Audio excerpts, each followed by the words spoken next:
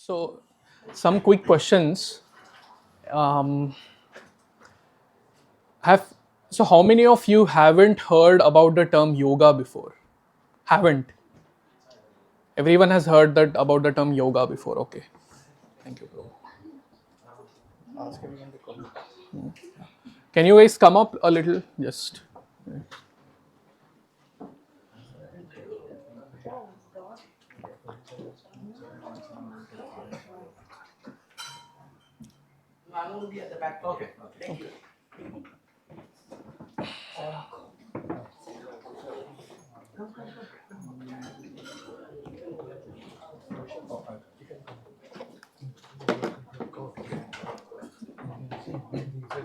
No, no, no. Let the television come completely. Pura. Yeah, just the television and I should be there. Everyone, please settle down.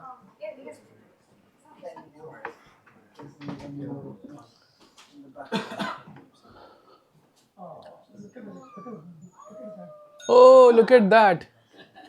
Hey, What's his name? Leo. Leo. Welcome, Leo. Haribol.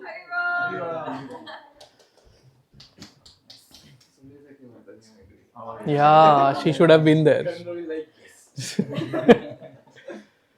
So, she likes dogs a lot. Yeah, she mentioned that. So I did a video call to show so that she could see Aishwarya's thing, dog, Goofy. Anyway, Where's that? And the boys? He's on Anirudh is there. Anirudh is here. yeah. Home is.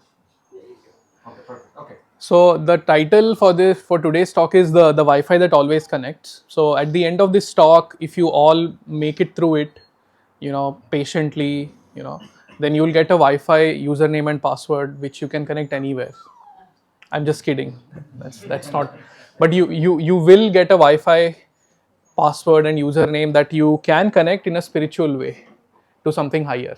Okay, and so I think many of you were not there for the last session, right? The last session was about what was it about? Those who were there, Why bad things happen to good people, and the concept that we discussed there was karma. Yes. So we'll do a recap of that before we get into the actual topic of today. And to begin with, there is a small video that illustrates the concept very well. So yeah. So that was that. So any quick reflections on this? What was it about? What is the idea that was being conveyed? What goes around comes back. Comes around, exactly. And sooner or later it comes around, comes back to you because the killer ghost, it finally caught up with him, and then so that is karma basically. So how can you define karma in one phrase or one word? Or action and what? Reaction, action and reaction, right? So that is what karma is, right? So that is what we saw last time. So karma is actually a the same word can be used differently in different contexts. Okay, karma can mean the law of karma. Karma can mean action in general. Karma can mean the reaction that comes as part of it. But it all fits into the same framework of the law of karma, which is the law of karma is nothing but cause and effect. And the way I like to understand law of karma is action situation cycle. You perform an action, it creates a situation in response, and then within that situation you again have the free will to act, which will create another situation. Because sometimes when we say karma, the people ask a question, oh, is everything destined then? So everything is not destined. The situation is destined, but how we act within the situation is not destined. That's our free will, and based on how we act, that will again create another situation. And then again, those who were there, we saw 3 types of karma last time. Anyone remembers the 3 types? Yeah. Yes. So that is sakarma is good reaction. You do things that get you good reactions, right? Good activities, right? That are in Sanskrit it is known as punya. You must have heard the term punya, right? And then vikarma is things that we do which have bad reactions, negative things, right? That is called papa. And then there is this third special type of uh, action known as akarma. Now, akarma is very interesting. Now, the obvious question that is raised when we understand it, oh, we are in this whole cycle, the whole Ferris wheel of action and reaction, action and reaction, action situation, action reaction. The obvious question that comes out is how do we get out of it? So, how do we get out of it? And that is akarma. So, akarma are those activities that do two things. Okay, you need to exhaust your previous karma that you did, good and bad, and at the same time, you don't want to create new karma, right? So, that is what akarma is, right? That is akarma activities. So, this is what we saw last time. Okay, anybody has any questions? Quick, maybe one quick question on these concepts. I think it's very clear. So, karma is good reactions, vikarma is bad reactions, and akarma is no reaction. We'll just remember that. Right? Now, yeah. In the video which we had seen, right? So, let's say the person, he kicked the dog, and that moment the karma kind of moved to Yes. that person. So the dog had a karma of getting kicked because the dog was a polluter. So when he kicked the dog, that the dog's karma was over. He got the reaction for his thing. So the moment you get a reaction, your karma gets over. Is that? Yes, that particular stock of karma is done. But again, it depends on how we react to that. It depends on how we react to that. Yeah. Yeah. So it's action and situation. It's a simple way to remember, action, situation. Even when our karma get exhausted, that is a situation, right? We'll have more freedom. But then what do we do with that? Do we misuse it or do we use it for some good purpose? So now the last question that we kind of ended with last time, everybody shared their thoughts, is how do we practice akarma, right?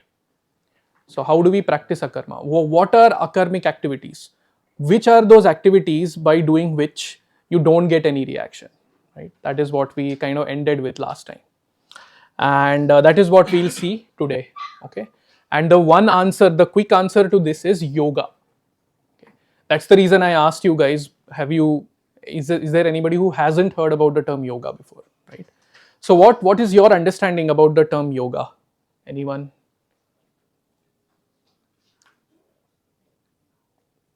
What is yoga? Exercise, yeah, that is one way. Meditation, spiritual exercise, cleansing, yeah. Oh, that's beautiful. Yeah, amazing, thank you, yeah. So yoga is misconstrued to be many things. As you know, in India, a photocopy, when you want to get a photocopy, everybody says Xerox, you know. So, but Xerox is the company that makes the machines for photocopies. You know, we even say like, take this document, go and get a Xerox of it, right? But that's actually a misnomer. Similarly, yoga has gotten this kind of misnomer, wherein majority of the people, when they think of yoga, they think of exercises, right? So once one guy went to a yoga instructor and said, I want to start learning yoga. And then this yoga instructor asked him, how flexible are you? Then this person said, I can only do Fridays. So yoga is a very misunderstood concept. And but as I forgot your name, Nick. As Nick mentioned, the true meaning of yoga is to unite, is union, right? Is to reconnect, right? So it comes from the root Sanskrit word yuj, which means to reunite, right? Now reunite with what? That is what we'll see. And then yoga means to make that relationship start again. It's easy to start a relationship, well, not easy, but you have to impress the other person and everything, and you can start a relationship. You can end the relationship with whatever quickly, but then to maintain it takes most effort. But what also takes more effort is once it's broken, to bring it back, to make the relationship start working again. That's what takes a lot of effort. So that is yoga essentially. And through yoga, in the Vedic teachings, yoga is meant to actually connect us to a higher reality, connect us to the absolute truth, connect us to God. And any activity which is done, which might have the external title of yoga, the label of yoga, but if the internal purpose is not to reconnect to that higher truth, then it's actually not yoga. So that's what this is. So this a few years ago I had landed in India, and at that time I wanted to call people and then make sure I get transported to from the airport to my hometown. But then my phone wasn't working, right? I had all these apps on my phone, but I didn't have any connectivity because my SIM card in the US, from the US, it didn't work in India, right? And that time I didn't have enough money to get international roaming and whatnot. I was a student that time, so it was not working. So although I had all these nice apps with me, but there was no connectivity. So those apps were not of much use, right? So similarly, these apps actually, then I had to look at these people and I had to go to random people and ask them, "Can I have your phone? I want to make a call." Some people were kind, they do offer, but some people look at you weirdly. What nonsense this person is, asking for. They feel that he'll take the phone and run away or something. But yeah, so that is the thing. So this connectivity, right? We might have all these apps. So all these apps refer to our talents, our skills, whatever we have accomplished in life. They are all like apps, right? But as long as they are not in the backdrop of connectivity, connection to a higher truth, they are of no use, right? I mean, I wouldn't say they are of no use, but they are temporary. They'll be taken away at some point or the other, right? And at the time of death, they'll be like completely taken away, right? So yoga, this is a beautiful thing I heard. When we look up, we should feel grateful. Okay, when we look up, we should feel grateful to God, right? When we look in, we should feel blissful. So when we look at our own selves, it's not that when we go and look at ourselves in the mirror, we, that hatred that we have for ourselves, comes to the fore. No, that's not what should happen. When we look at ourselves, when we look inward, we should feel blissful. And when we look out, we should feel useful, right? So what this means essentially is, look up, feel grateful is our connection to God.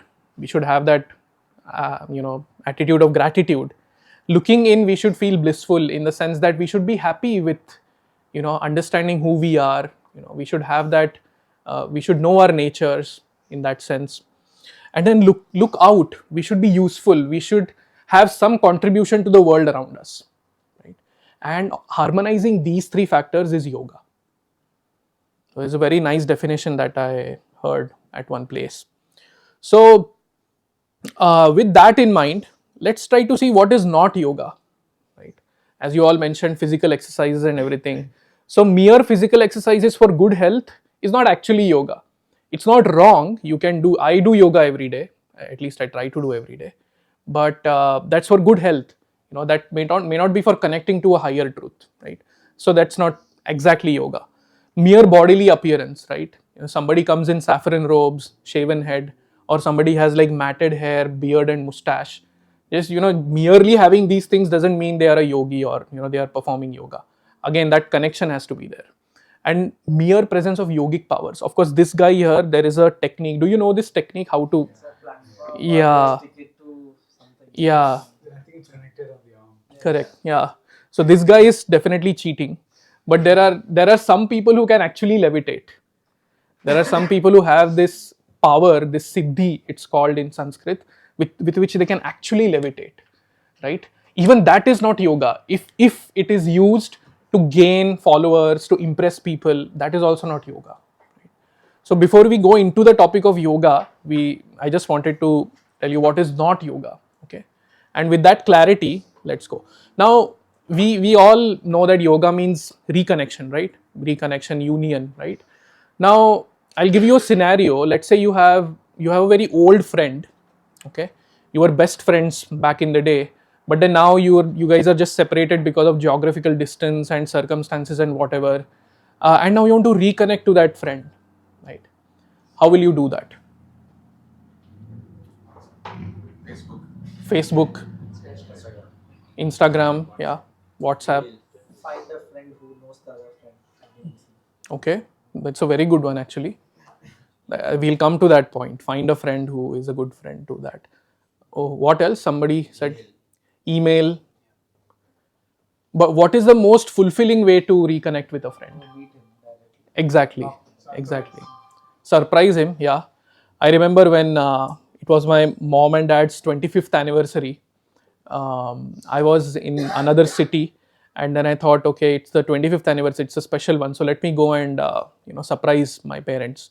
So I went and I walked to the porch of our home, and then my mom was watering the trees, and then she saw and she was like very happy. Oh, you came, right? I could have texted her, or I could have called them and spoken to them and wished them, but going there, the presence made it feel even nicer, right? um, so yeah, as everybody said, we can write emails.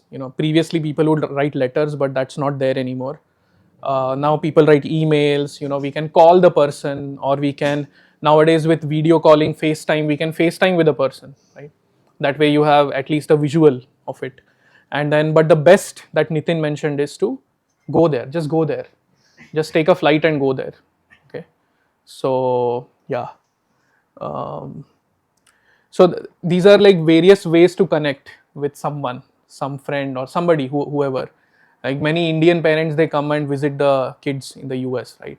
So yeah. So similarly, when we talk about connection with God, God in the form of Krishna talks about 4 ways in which you can connect with him. In everybody, has anyone here not heard about Bhagavad Gita?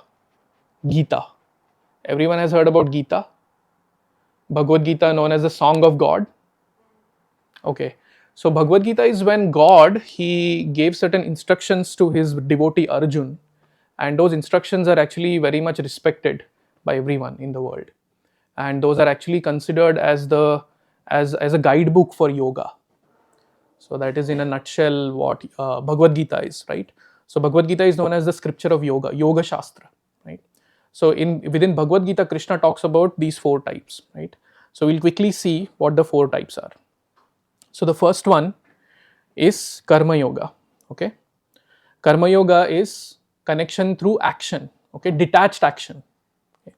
So in this process of Karma Yoga, we do what we like. Okay, for example, many of us here are coders. So we do our coding, but then whatever fruits, whatever rewards we get out of our work, we offer it to God. Offer it to God or for some higher cause. Okay, whom we are offering it to is not so clear in Karma Yoga. Okay, but essentially Karma Yoga is like detached action. We are detached from the fruits of our action. Okay, again there are a lot of technicalities which we'll not get into today. And so this is detached action, somewhat like an email, right? Then the better than that is jnana. Okay, jnana yoga or knowledge, connection through knowledge. So how does this happen? The jnana yogi, or the practitioner of this jnana yoga, they try to get knowledge about the world. They try to get knowledge about the world, what is what. They try to philosophically speculate, and then they try to come to a the whole conclusion that they try to arrive at is of detachment, that this whole world is a place of misery, a place of illusion, and I need to get rid of it. That is jnana yoga, or connecting to God through knowledge, right? And there is austerity, there is tapasya involved. Okay, austerity involved in the because you get to understand the world, and then you perform austerity to experience the detachment from the world. So it's like detachment through deconstruction. It's something like I have a small story later, but I'll not go too much into these technicalities right now. The third one is, which is even higher, is Ashtanga yoga. Ashta means 8 and Anga means limbs. So this yoga consists of 8 limbs or 8 steps: Yama, Niyama, Pranayam, Pratyahar, Yama, Niyama, Asana, Pranayam, Pratyahar, Dharana, Dhyana, and Samadhi. 8 steps, right? And Yama is things that you should do, Niyama is things that you should not do, Asana is sitting postures. It's a path of meditation, and there are many like Patanjali Yoga Sutras. Everybody even not heard of Patanjali? Patanjali is the main person who wrote about these yogic postures, and whatever you get to learn today about yoga in New York City, all these yoga, hot yoga, this yoga, that yoga, Bikram yoga, whatnot, it's all actually originally coming from Patanjali, the books that he has written. Patanjali was many centuries ago. So, but essentially, so that is the process of Ashtanga Yoga, the process of meditation. You try to connect to God through very rigorous meditation. It's not like a meditation, a very simple meditation that you sit for 5 minutes and do. This meditation is like you have to be in that posture, with complete focus without deviating even for a moment for many, many years. And that's when they achieve perfection. And then the final one is bhakti yoga, or connecting to God through love and devotion and service, right? So this is bhakti yoga is an interesting thing, and that's what we'll be focusing on today. So in this bhakti yoga, the practitioner is actually he does things to express his or her love towards God, okay, and we'll see what those things are as well. And here God is understood to be as a loving friend, okay, rather than some all-pervading presence, rather than some entity high up in the heavens. God is seen or understood to be a loving friend. Right? That is a very defining aspect of Bhakti Yoga. And being that loving friend, we express our love to God. Right? That's what Bhakti Yoga is. And as Gaurakumar Prabhu, as professor, often mentions, when one practices Bhakti Yoga and advances, progresses on the path, we stop seeing God as the fulfiller of our desires, and we start seeing God as the fulfillment of our desires. Now, what does this mean? We all go to God for many things. We might go to God for for an internship, pray for good grades, and pray for a good spouse, or pray that earthquakes happen no more in New York City, and things like that. But then in Bhakti Yoga, in this yoga of love, we are just happy with connecting to God in love, just like a relationship between a mother and son. So the baby can't do anything for the mother, right? Yet the mother is so much yearning for the baby's presence, to be with the baby. That is somewhat similar to Bhakti Yoga, right? So there is another story. So one day, a Karma Yogi, a Jnana Yogi, an Ashtanga Yogi, and a Bhakti Yogi, they all go to a juice bar. They can't go to a bar because they don't drink. So they go to a juice bar, and then they order juice. Okay, each one of them orders a juice, and then this is what each one says after they get their juice. So when the Karma Yogi gets his juice, he says, "Wow, I love this juice." So Karma Yogi is attached to action. He likes to do what he likes to do. So he says, "I love this juice. I will drink it and enjoy it, but I will also give it to others," because the Karma Yogi is trying to get detached from his work. Then the Jnana Yogi says, "This juice is an illusion.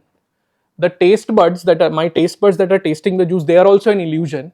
So the enjoyment that I'm getting out of drinking the juice is also an illusion." So that way he's trying to deconstruct through knowledge, and he's trying to come to the conclusion that everything is mohamaya, everything is illusion. And then the Ashtanga Yogi, he says, "Okay, this juice is good, it's an illusion, but I need to discipline my mind and senses, so I'll start meditating now." So he'll keep the juice there and he'll start meditating on the juice. That is an Ashtanga Yogi, right? Of course, in Ashtanga Yoga, the meditation is inwards, where the yogi is trying to realize God in his heart. But just for the sake of this example, and then a Bhakti Yogi is interesting. What he says, he doesn't say the juice is illusion. The Bhakti Yogi says, "Wow, this is a wonderful gift from God to me. So let me take this and also distribute it to others, and let us all enjoy this in God's remembrance." So that is what a Bhakti Yogi does. For him, love is the foundation of everything he does. Right? So that is like in brief. What there are so many technicalities in each of these paths that we can, even 4-5 sessions will be less to discuss that. But just in a nutshell, that is what it is. Karma Yoga is detached action, somewhat like an email to connect to God. Jnana Yoga is the path of knowledge. It's like an audio call. Ashtanga Yoga is meditation, the path of meditation. And then finally, Bhakti Yoga is where you connect to God in the fullest way possible. Right? So that is what these 4 yogas are. Okay, and these yogas are not just individual processes, but they are actually related in the sense that they are a progression, and that progression is known as a yoga ladder. Right? So it's like a ladder. There are stages even below Karma Yoga. Below Karma Yoga, what can be a stage below Karma Yoga? So Karma Yoga is detached action. So what do you think is below Karma Yoga? Just as a for yourself. Yes. Like for Selfishness, attached action, right? And so even within karma yoga there are two types actually. There is a completely detached action and there is a partly detached action. It's called sakama karma yoga and nishkama karma yoga. In the partly detached action, you want to enjoy, you enjoy part of your rewards, the fruits of your action, but then part of it you also give it to a higher cause. But in nishkama is totally detached. In that is actually the highest level of karma yoga. In that level, you're totally detached from the fruits of your action. So this is like a ladder. When somebody practices karma yoga, perfects it, they graduate to jnana yoga, knowledge. Then they graduate to ashtanga and then they graduate to bhakti yoga. So this can take lifetimes. This progression ladder can take lifetimes. But there is a shortcut also. The shortcut is the elevator of bhakti, right? At any level you are, if you start practicing the practices of bhakti yoga, which we'll see in a moment, you will be in that elevator and your progress will be swift to the end. Okay. So now we'll see a story. Okay, before that. So I said you can get bhakti yoga at any level, right?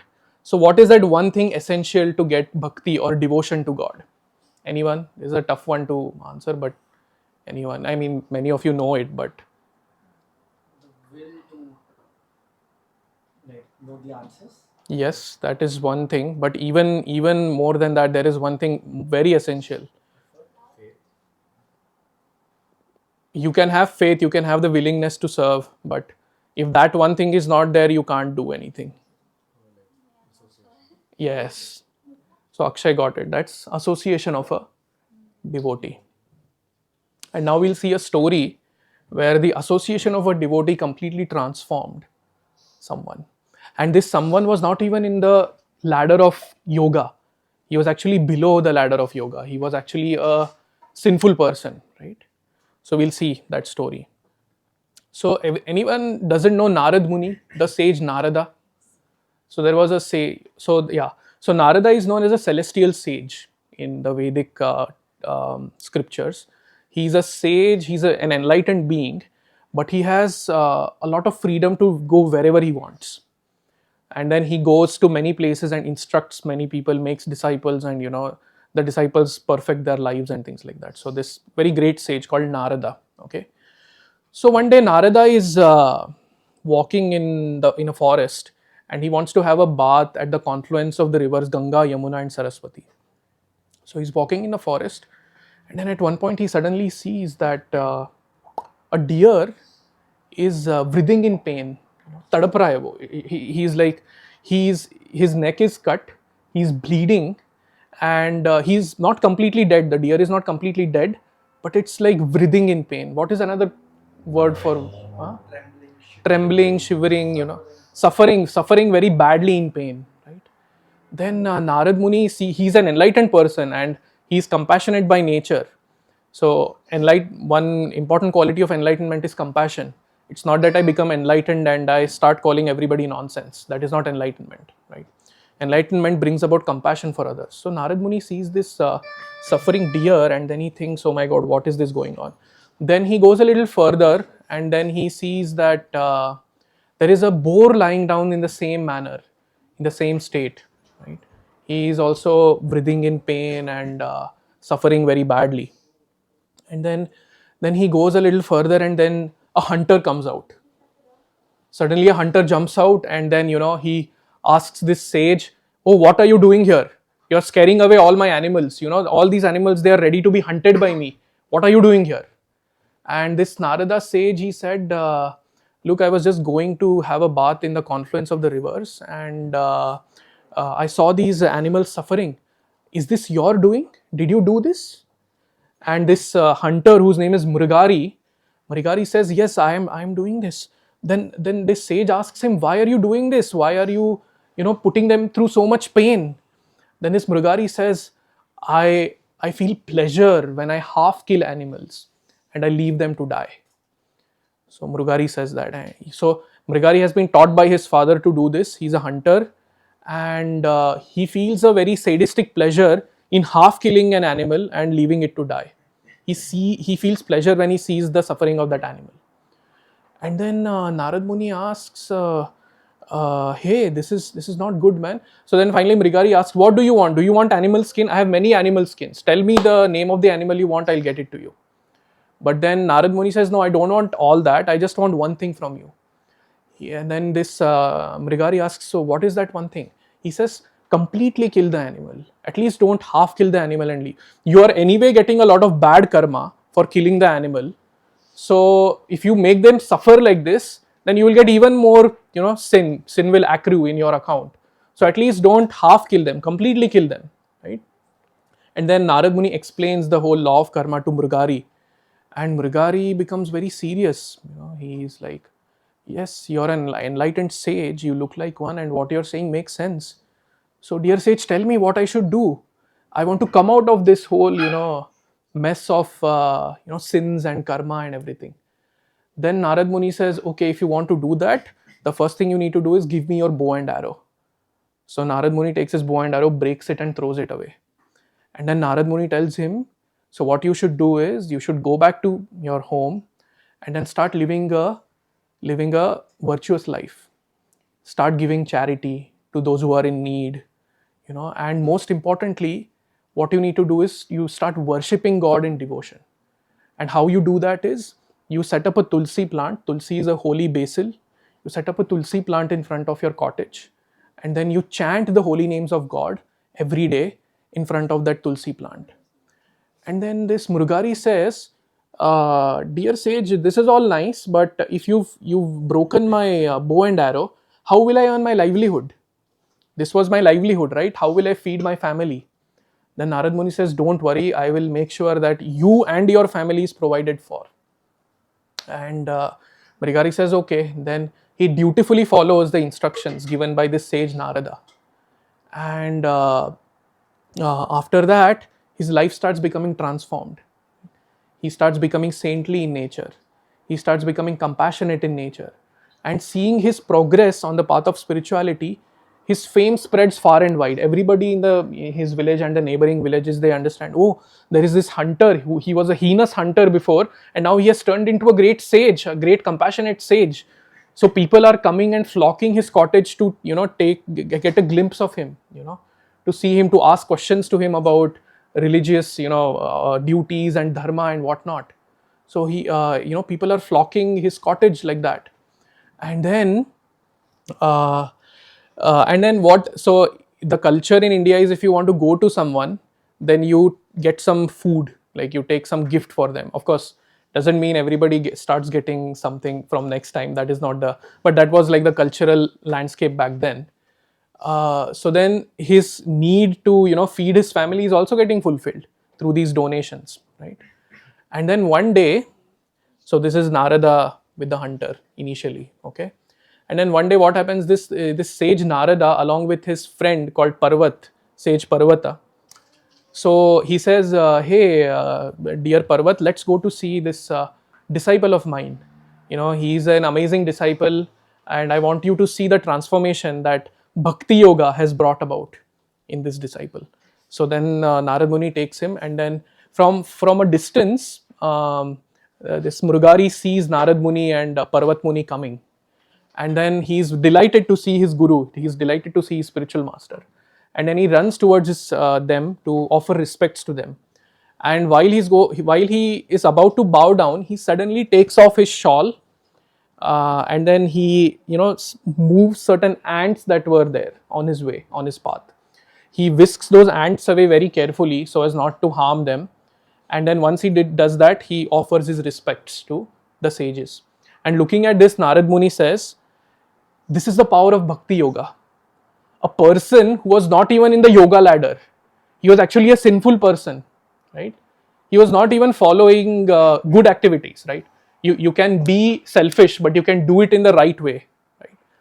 That is also one, it's not within the yoga ladder, but it's a valid thing where you can do good things, get the fruits, enjoy them selfishly, and you can live like that. That's okay, right? But he's not even that.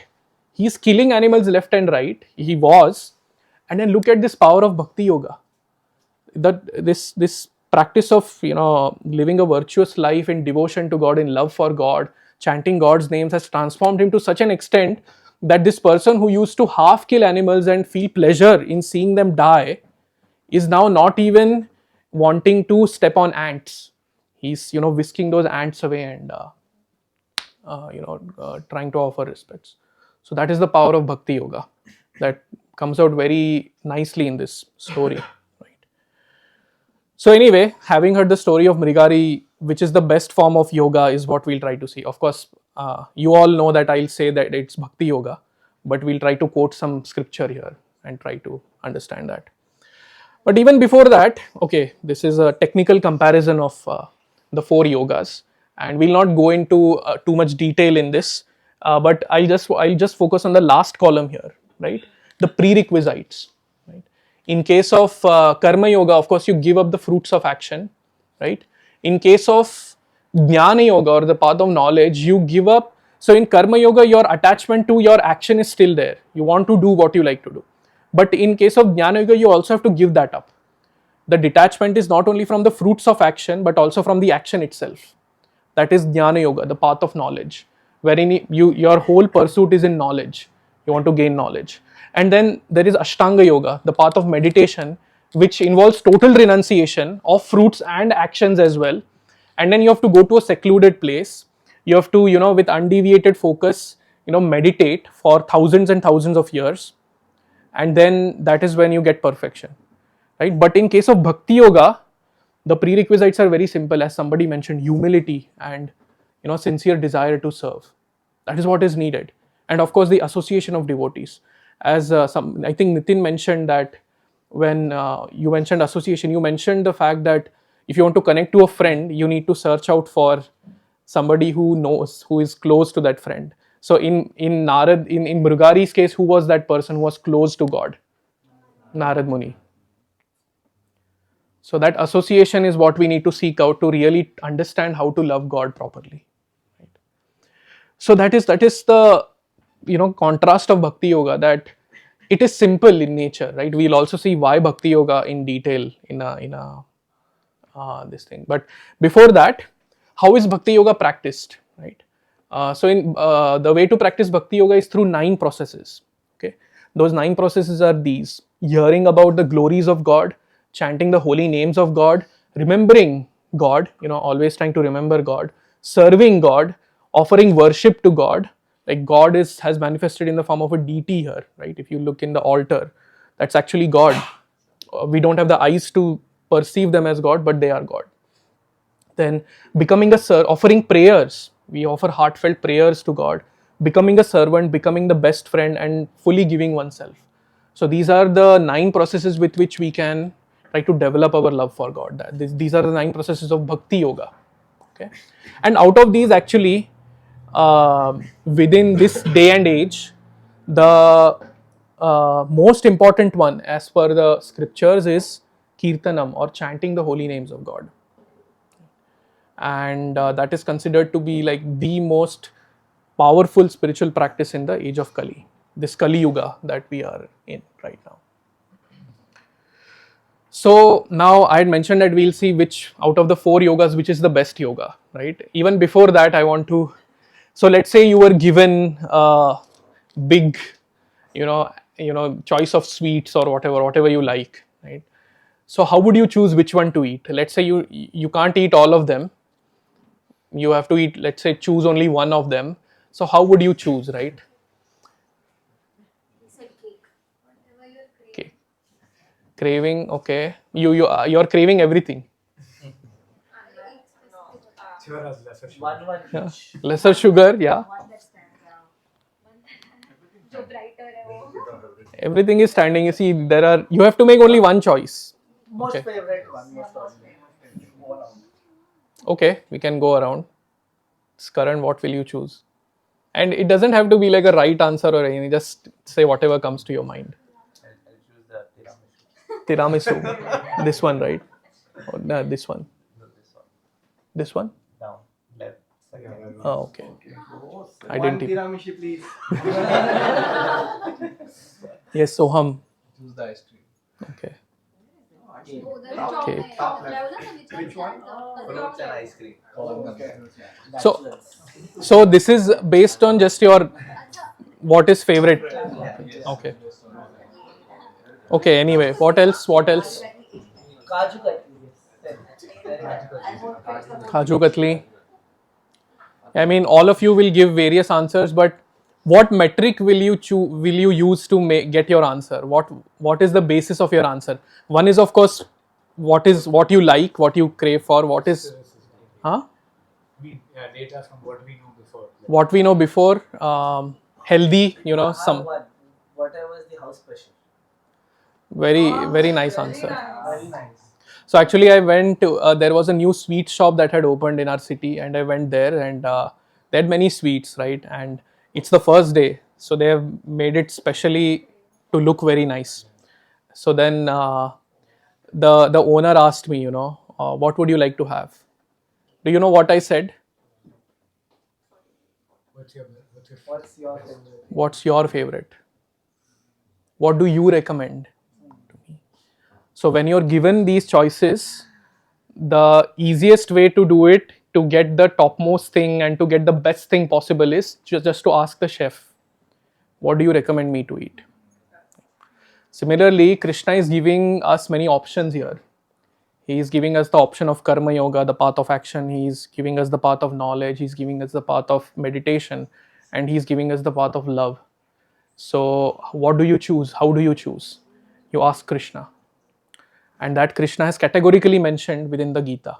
And that he says, this is one of the verses 6.47, and of all the yogis, the one with great faith who always abides in me, thinks of me within himself and renders transcendental loving service to me, he is the most intimately united with me in yoga and is the highest of all.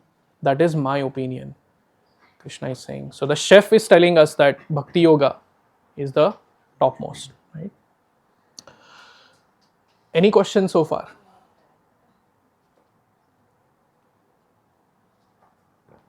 Why choose Bhakti Yoga, not Karma Yoga?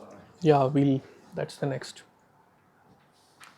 So the next is we'll try to see why Bhakti Yoga, right? Yes, one thing is that the chef, the Krishna himself is saying that Bhakti Yoga, but what is in it, right? So this is very important. So we'll spend some time here. It is practical in the short term and it is fulfilling in the long term. And we'll see how. How is it practical in the short term? So if you saw the path of Jnana Yoga and Ashtanga Yoga, it was about giving up certain things. It was about detaching from certain things, right? But Bhakti Yoga is not about that. It is about adding God. It's about adding love for God in whatever we do. Of course, there are certain nasty things that we have to give up. Like Mrigari gave up, hunting animals and, making them suffer. Those things have to be given up, but those things have to be given up in any process. Forget about yoga. Even to live a life of morality, we have to stop killing anyone. I mean, we can't kill everyone, but so those things are there. Certain things have to be given up. But apart from that, Mrigari did not have to give up his family and go and live in some mountains and caves and meditate. Mrigari didn't have to give up his home. He could do all that, right? So similarly, Bhakti Yoga, we some of us are students, some of us are working professionals, right? We don't have to give anything of that, any of those up, right? We can add Krishna, we can add love for God, right? It's like whatever our family, our body, whatever, we might be handsome, we might be intelligent, we might be, whatever, might have a very good memory. All these talents and skills that we have, they are like zeros, right? Our assets, our properties that we have, they are all like zeros, right? And let's say I was to, Jeff Bezos, who is the wealthiest person today in the world? Jeff Bezos, Elon Musk. Let's say Elon Musk comes to you and he signs a check and he writes zeros on that check, whatever number of zeros on that check, and he gives the check to you. And then he says, you can write any number you want before the zeros. What will you write? 10 to it. 10? Okay. One digit? 9, right? So that will make the value maximum.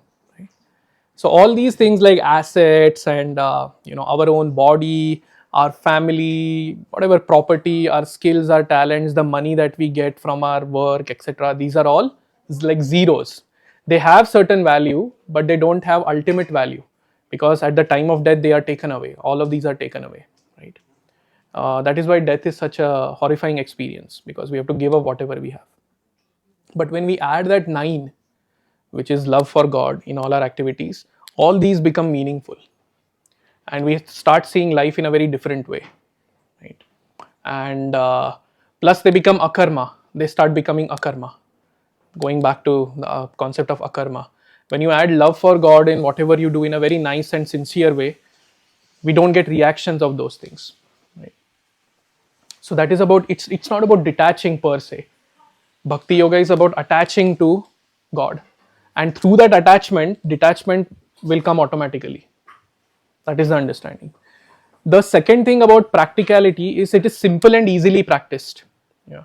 If you want to practice meditation, whatever, one leg is this way, one leg is that way, it's very difficult, and there are books and books which you can study, but it's tough to gain mastery, right? So but if you compare it to bhakti yoga, what you just chant the holy names of God, right? You offer heartfelt prayers, right? So, and chanting is again very powerful because it brings about a lot of clarity of mind, mind control, focus on what we have to do. And so many people I've seen over the years, there are, rich people, poor people, old people, kids, so many people have engaged in bhakti yoga, and they have started looking at life in a very different way, in a very blissful way actually. So that is practicality, right? The practicality of this bhakti yoga. And another thing in bhakti yoga that I forgot to, that I deliberately, sort of did not, the metric of success. The metric of success in karma yoga is the purity of our work. In jnana yoga is the caliber of our knowledge, and in ashtanga yoga is our meditative posture, the fixedness of our mind. But the metric of success in bhakti yoga is our intention, our heart, and our love. That's it. So what happens is, even if there are some mistakes, God lets it slide. God actually rewards us, even if we try to do it, try to come closer to Him through bhakti. So once a father, he asks his son, "What is 9 into 8?" So the son says, "62, Dad." Then the father says, "Oh, so nice, I'm proud of you," and gives him a chocolate. And the neighbor, he's shocked. He's like, "Hey, that's a wrong answer, man. You and I know that 9 into 8 is 72, but your son is clearly giving you the wrong answer, but yet you're giving him a chocolate?" Then the father says, "Yesterday, my son was saying 9 into 8 is 52, and today he's saying 62. And if I keep encouraging him, I have to reward him for his journey from 52 to 62.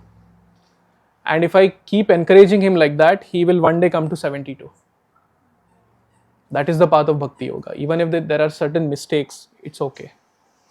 And sometimes God will put us in situations where we'll be purified, but even that is out of love. Okay. Yes, so that is about practical in the short term. And how is bhakti yoga fulfilling in the long term, right? It aligns with our true nature. What is our true nature?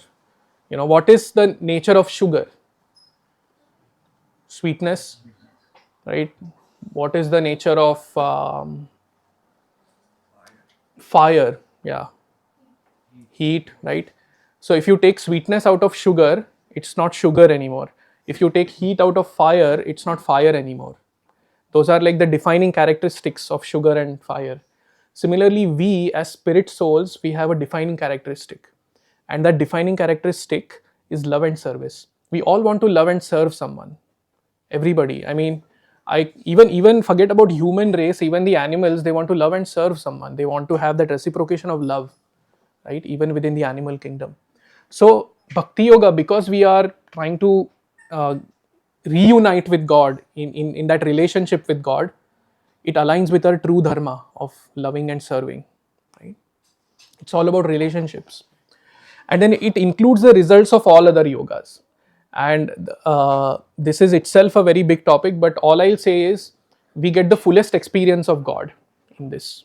And that is how it includes You will experience the all-pervasiveness of God. In Bhakti Yoga, you will experience that God is localized as well within the heart, as well as you will have a loving relationship with God. So it includes the results of all the other yogas. Plus, it is akarma. It takes you out of sins, sinful reaction. And then finally, going back to what yoga was, look up, feel. Of course, those are there, but look in, feel blissful, and look out, feel useful, contribute to the world around you, right? Bhakti Yoga enables you to do that. Bhakti Yoga brings about that gratitude in our heart for God. Bhakti Yoga, by practicing Bhakti Yoga, our minds will become clear, and that way we'll be able to understand ourselves better. We'll be able to understand who we are in a better manner, because the cloud of misconceptions is now clearing away through Bhakti Yoga. And then finally, because we see everybody in relation with God, we will want to do something genuine to uplift others, right, and bring them closer to God. That is the contribution part when you look out. So that is Bhakti Yoga, right? So just to summarize, we saw akarma. Akarma are the activities that not only exhaust our karma, but they don't create new karma. Then how to practice akarma? Yoga. Then we saw what is yoga in 3 definitions: look up, feel grateful; look in, feel blissful; look out, feel useful. That is like connection to God, connection to our own selves, and connection to others around us.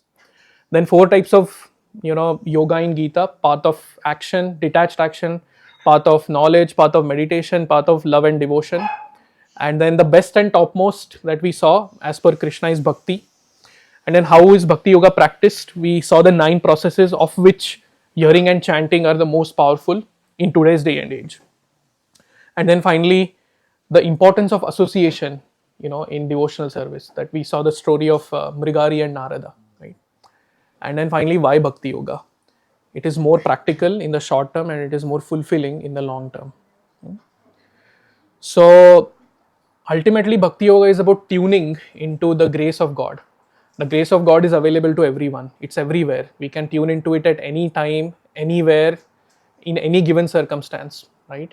So bhakti yoga is about that. And when we are filled with that grace, we want to give it to others as well. So we realize by practicing bhakti yoga that the true joy is in giving. We'll realize that in giving we receive. And when we receive, what happens? We want to give more. Then we receive more. Then we give more. Then we receive more. I'll stop there because we have to have dinner, but that is what bhakti yoga is.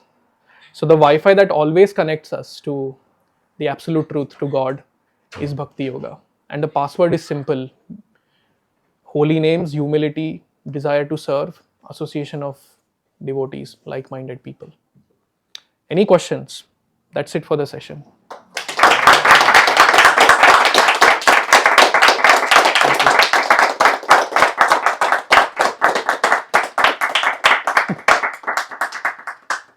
Any questions?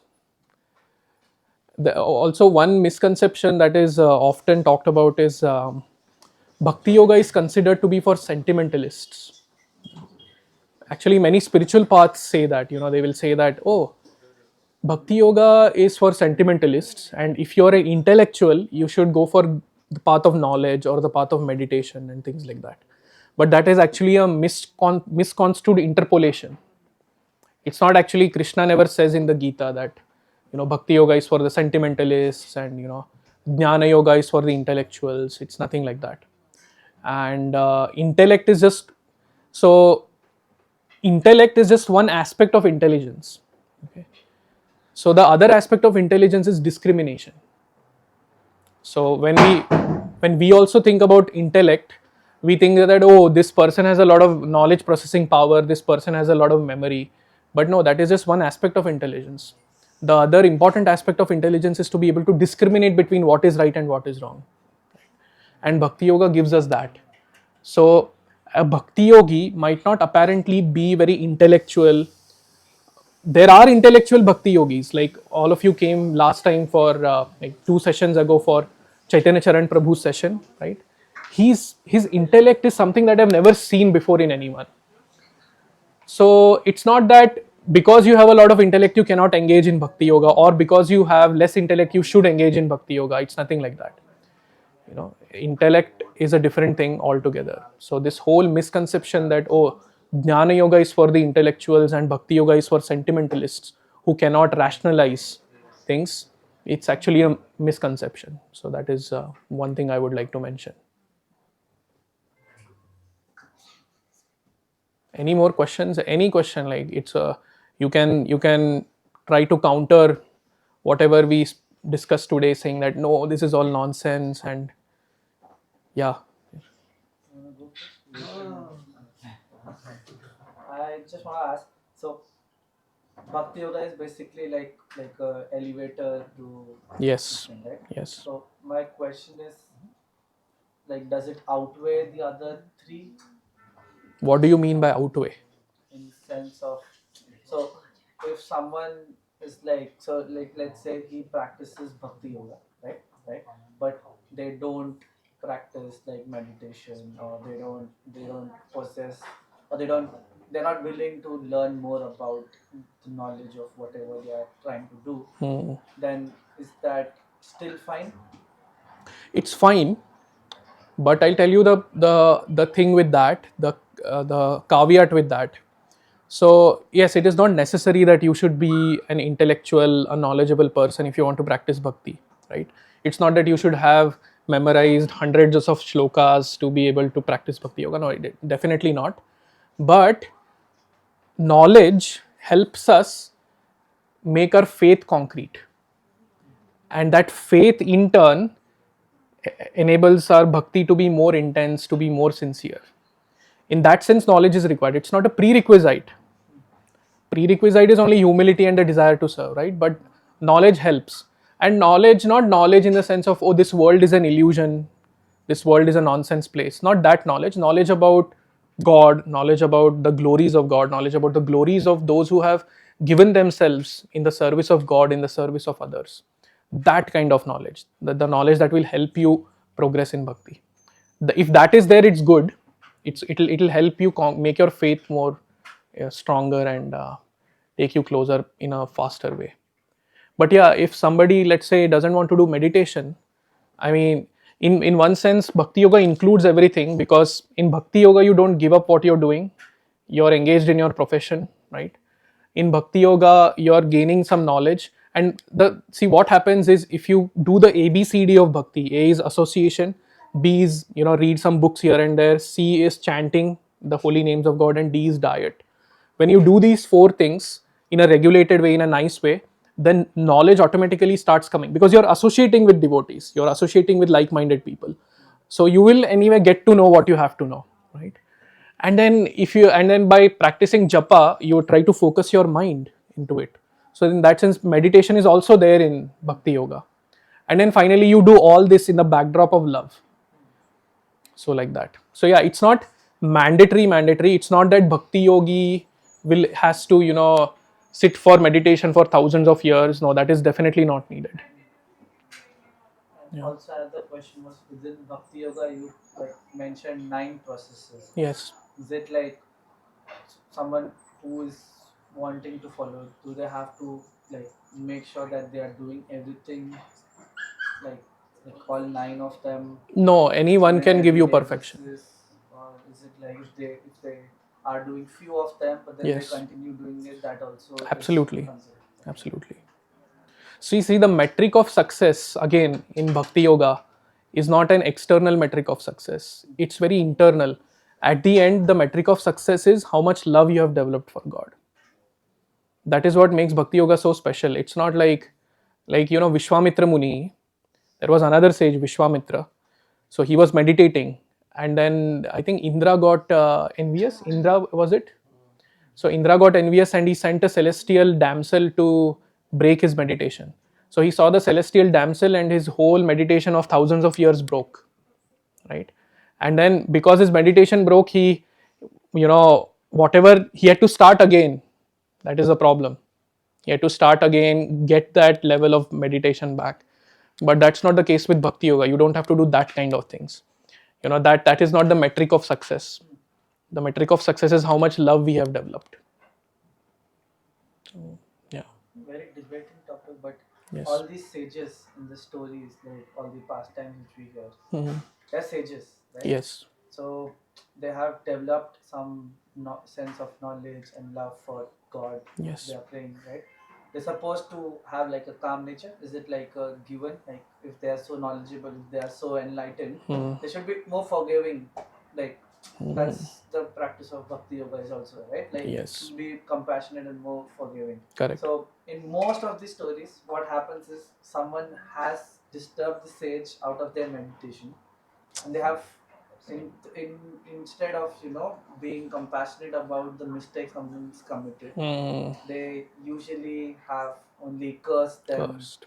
So why is that? Even like some enlightened people have. Mm. That's the place where they can show their enlightenment, right? But this was something which struck me today morning because of the conversation with my mom. No, that's a very pertinent question. So, the defining characteristic of an enlightened person is, as I said, compassion for others, right? But compassion is not does not always come in the way we expect it to come. For example, same Narad Muni, there is another story where two celestial beings are sporting in a body of water. They are playing in a lake, and then Narad Muni passes from there. And then Narad Muni passes from there, and they don't offer any respects, and they are naked, playing in the, and they have their girlfriends with them. And a sage passes by, they don't pay respects. Narad Muni says, "This is nonsense. How can you do this? I am going from here. A sage is going from here. You are not even offering respects. Damn it!" And then Narad Muni curses them. Narad Muni curses them that you will become trees in your next life. And they are like, oh my god. So now, if you look at it, Narad Muni is an enlightened being, I mentioned earlier also, but Narad Muni is cursing. But what was the ultimate result of that curse? The ultimate result of that curse was that these two trees were trees in the courtyard of Lord Krishna, home of Lord Krishna.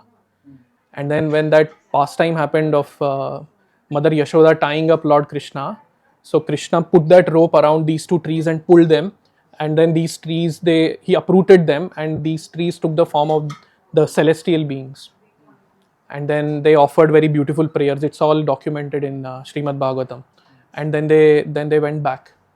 So this way, although externally we might see that a sage, an enlightened sage, might be cursing somebody, but we have to remember that there is certain factors that we can't see, which might be revealed later on. Right? But a person who is always drowned in the love of God, whatever that person does is for the benefit of the other person with whom he is interacting. That is the compassion. So the compassion is not that, oh, I do some nonsense and the enlightened person forgives me.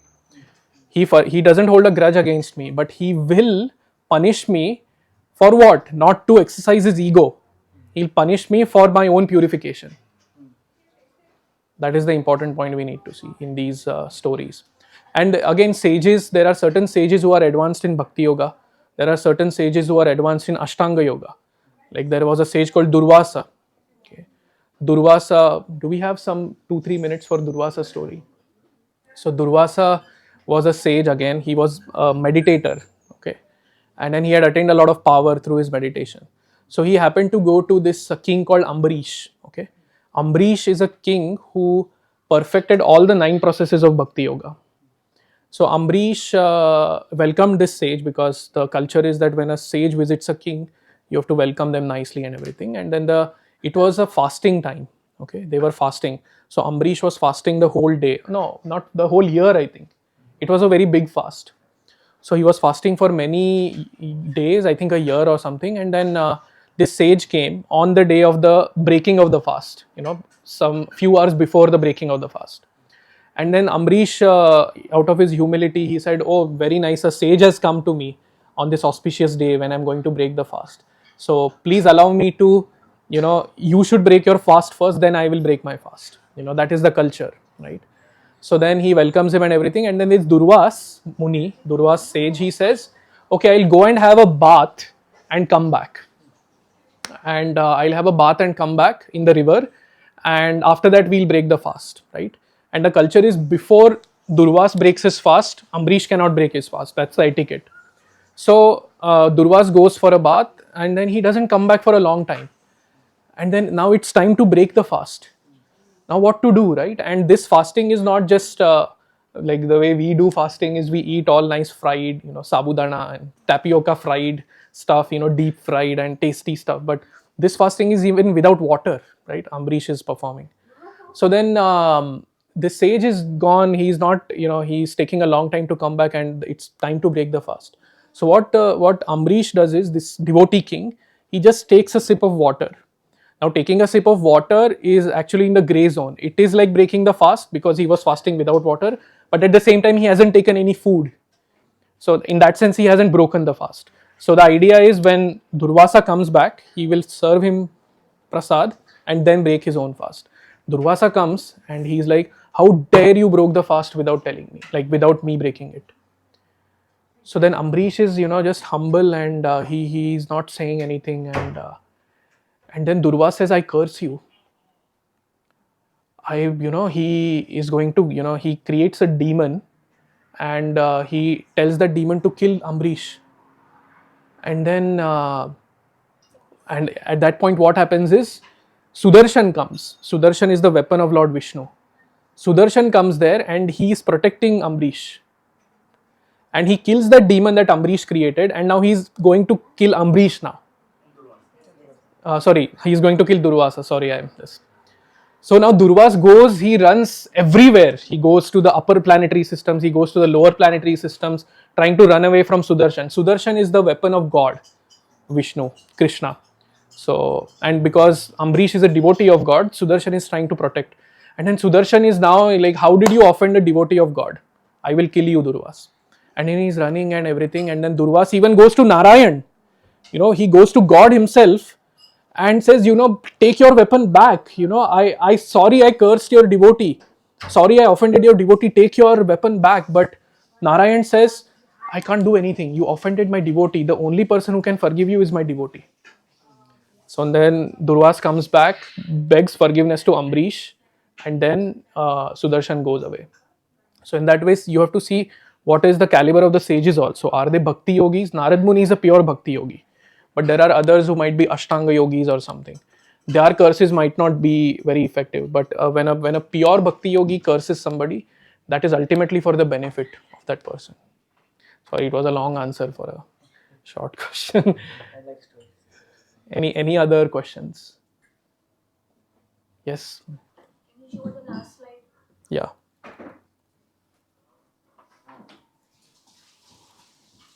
Yeah. Yeah. So what is this 6.47? It's a 6th chapter of Bhagavad Gita and the 47th verse. Yeah.